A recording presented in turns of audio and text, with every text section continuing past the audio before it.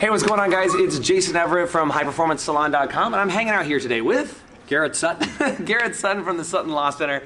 And, Garrett, we work with a lot of businesses that, they're first-time business owners, Right. and they might own a house, they might own their business, they may or may not own property. And I think that oftentimes they don't really understand, A, what they have, how they should protect it, and what's going on. So can you give us some tips on, what are some things that people really should be protecting themselves from in the business world? Right. Tip number one is when you start a business, you have to think about how to protect your business assets as well as your personal assets. Right. So when you get started in that first business, sure, you can start as a sole proprietor. There's no filings you have to do with the government, Right. but you don't have any protection. So If you get sued as Yeah. a sole proprietor, not only can they reach the assets of the business, they can reach your personal assets, the equity in your house, your bank account.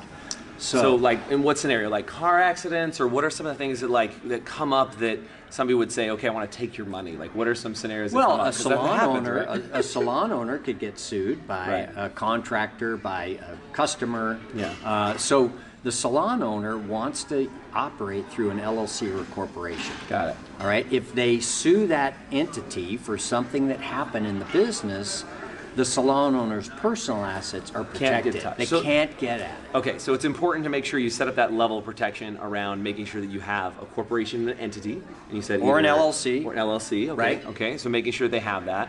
And then what are some other things to make sure, like, how do you protect your house? How do you protect, are there other things you should be worried Sure. about? If you have a house, the first way you look at protecting your house is with what's called the homestead exemption. Yeah, And get that one down. It That's a good one. started in Texas in the 1830s Okay. when they were an independent republic. To get people down, they said, we will protect the equity in your house or ranch. And it worked like a charm. And so other states followed. So Okay. Florida has an unlimited homestead, Kansas, Florida. Oklahoma, Texas. California is only $100,000. Awesome. So where I live, it's terrible, Yeah. but other states are good. So Right. and so homestead allows you to what? So it's when It's a simple filing you make with the county. Yeah. And you just say, I claim a certain dollar amount of equity allowed by the state. In California, it's $100,000. Nevada's $550,000. Awesome. I claim that first before any later creditor.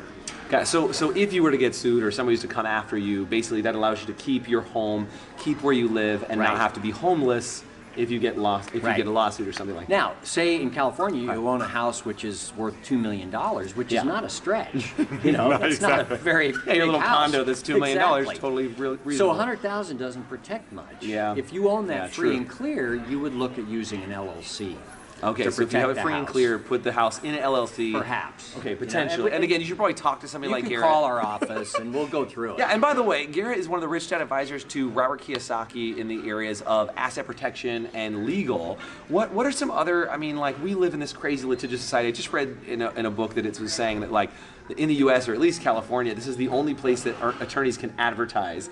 And, like, there's other countries that don't even allow attorneys to do that. Right. So, we really do live in this crazy litigious society. What are some of the things that you see as a small business, like under $1 million, that, like, because I see people get sued and it just wipes them out. It does. Right? So what are some things that people can do to make Well, sure that they're first- not getting into trouble? First of all, you want to have insurance. Okay. Right. The You do reason- want to right amount of have insurance. the right amount of insurance. Yeah. Typically, if you have your home and your auto with the same insurance company, you can get an umbrella policy Right, and make of sure- extra coverage for $1 million of extra coverage. It's Yeah. only $400 a year. Yeah. So Yeah, that's yeah. money well spent.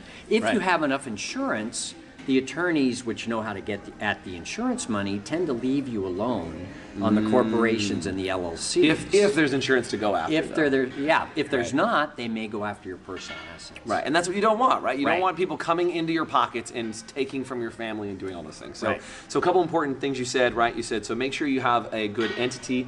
Yep. To protect your business, make sure you have the right amount of insurance. You mentioned homestead. Right. Make sure that you protect at least what you already have as far as a home. Are there any other, like, insights or details Yes. that you would share? Yeah. What else? Salon owners should consider owning their real estate. Yeah. This is a huge tip. Make sure you get. And this one down. so, you are a tenant. You have to pay rent to someone. Why not pay rent to yourself? Yeah. So you buy a building. Right. Maybe you buy a little strip center.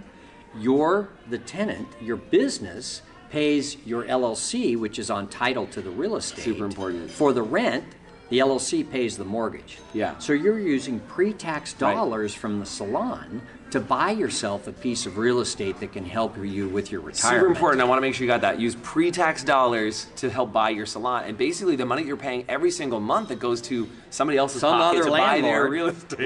Why don't you become the landlord? Now, you won't hold title to that real estate in the same entity that you operate the business. Because you want it in a separate, you want that block, that separate legal entity. If the business gets sued, we don't want them to get the real estate. So we're going to hold the real estate in a completely separate LLC. Yeah. And that's a great way to go for small business owners. Yeah, so draw those lines, you guys. I think it's really important. I mean, what I love about you, Garrett, is you said the best, I don't know exactly how you say it, but you talk about how one of the best legal things you can do is just stay out of court. Right? Absolutely. It's all about protection. It's not about like, let's go to court and I'll fight for you. You're not like, Garrett's going to bring in the bacon. It's just like your job is to keep him out of court. Worry about that attorney that wants you to go to court. You know, I mean, they have an economic incentive to generate fees. We want to set you up at the start so you don't have to go to court. Yeah. You can keep your assets. Totally. And Garrett set up corporations for me. You can get more information. I believe it's SuttonLaw.com. And CorporateDirect.com. Corporate Direct. Yeah, go to CorporateDirect.com. There's some great information there available to you. Garrett, you are an amazing asset. Thanks for spending a few minutes with me. Thanks, Jason. And helping out these people. You guys, thanks so much. And I hope you enjoyed this video. See ya.